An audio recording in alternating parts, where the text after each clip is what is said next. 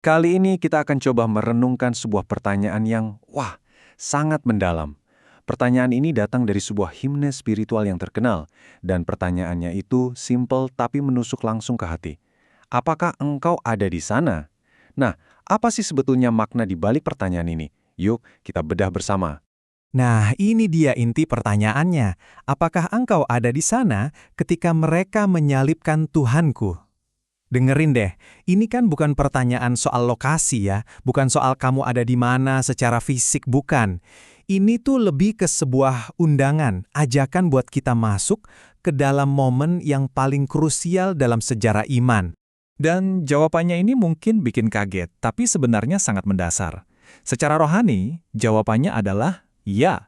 Ya, kita semua ada di sana. Loh, kok bisa? Begini, menurut keyakinan ini, dosa-dosa kitalah yang jadi alasan Kristus sampai ke kayu salib. Jadi, kehadiran kita di sana itu bukan cuma sebagai penonton, tapi sebagai penyebabnya. Wah, dalam banget ya. Nah, ini membawa kita ke poin pertama kita, sebuah perenungan pribadi. Jadi, idenya adalah salib itu bukan cuma kejadian sejarah yang kita pelajari di buku, tapi sebuah realitas pribadi yang perlu kita alami sendiri. Coba deh bayangkan, ada bedanya kan antara sekedar tahu dengan mengalami. Sama seperti ini, ada perbedaan besar antara pengetahuan, ya, tahu ceritanya, tahu kronologinya, dengan pengalaman.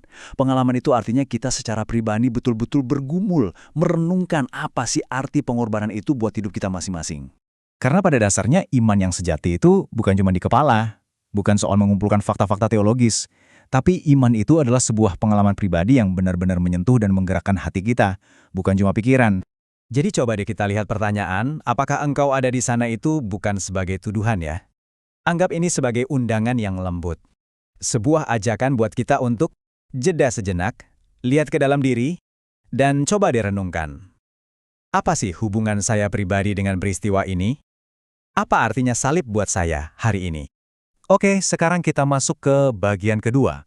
Kita akan lihat gimana pemahaman yang sejati tentang salib itu seharusnya memancing sebuah respon yang kuat dari dalam diri kita. Kita akan bicara tentang sebuah kasih yang betul-betul mengguncang. Terkadang hal itu membuatku gemetar. Wow, kalimat ini benar-benar menangkap sebuah perasaan yang luar biasa penting. Gemetar di sini tuh bukan cuma soal sedih ya, tapi lebih ke rasa kagum yang campur hormat. Semacam respons fisik gitu loh, waktu kita sadar betapa besarnya pengorbanan dan kasih yang kita saksikan. Dan ini poin yang penting banget untuk kita bedakan. Gemetar di sini tuh bukan gemetar karena takut hukuman loh, sama sekali bukan. Ini lebih kayak getaran di dalam jiwa kita yang muncul karena rasa hormat yang begitu dalam. Karena kita takjub sama dalamnya kasih Tuhan yang rela menanggung semua itu. Jadi, sebetulnya kita punya pilihan respons kan? Kita bisa merespons dengan cara yang salah. Ya udah, anggap aja biasa, cuma rutinitas, hati kita dingin. Atau kita bisa memberikan respons yang benar. Dengan kesadaran penuh, dengan rasa hormat yang tulus, dan dengan hati yang betul-betul terharu. Sedikit konteks sejarah yang penting nih. Himne ini tuh lahir dari penderitaan loh, tepatnya dari komunitas Afrika Amerika di zaman perbudakan. Bisa dibayangkan kan, mereka bisa menemukan kekuatan yang luar biasa karena mereka melihat Kristus yang juga menderita, yang seolah-olah mengerti rasa sakit mereka. Itulah kenapa emosi dalam lagu ini terasa begitu nyata dan otentik. Oke, sekarang kita sampai di bagian yang bisa dibilang paling penting, yaitu jawaban yang mengubah hidup. Karena perjumpaan yang sejati dengan salib, itu nggak bisa berhenti di perasaan aja.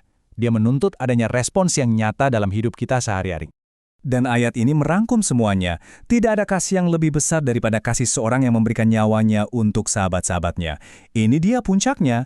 Salib itu pada intinya adalah bukti paling nyata dari kasih yang rela berkorban. Bukan cuma omongan, tapi tindakan yang memberikan segalanya. Inilah standar kasih yang dia tunjukkan pada kita. Jadi intinya begini, kita nggak bisa benar-benar melihat salib dan hidup kita tetap sama. Nggak bisa. Pertemuan rohani yang sejati dengan salib itu pasti mengubah sesuatu. Mustahil kita benar-benar paham maknanya, tapi hidup kita nggak berubah. Ini akan mengubah cara kita melihat diri sendiri, melihat orang lain, dan melihat Tuhan. Terus pertanyaannya, perubahan seperti apa sih yang dimaksud?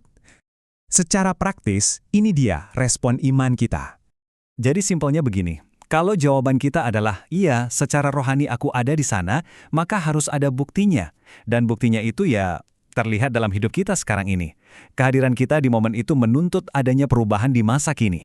Jadi pada akhirnya pertanyaan apakah engkau ada di sana, ini sebenarnya bukan tentang kejadian 2000 tahun yang lalu, bukan. Pertanyaan ini adalah tentang hatimu, hari ini, di sini, saat ini juga. Dan mungkin inilah jawaban yang sesungguhnya dicari oleh pertanyaan tadi. Sebuah pengakuan iman sekaligus penyerahan diri.